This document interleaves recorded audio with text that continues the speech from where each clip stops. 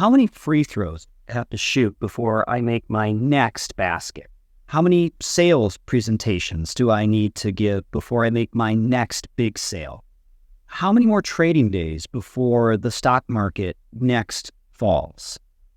The geometric distribution under the right assumptions will give us the answers to these kinds of questions. The geometric distribution is the probability distribution associated with the fundamental question, how many more trials will I have to undergo before I achieve my next success? Now, it makes some pretty strict assumptions to be able to make that answer or to give us that probability distribution, but that is fundamentally what this Hall of Fame distribution does.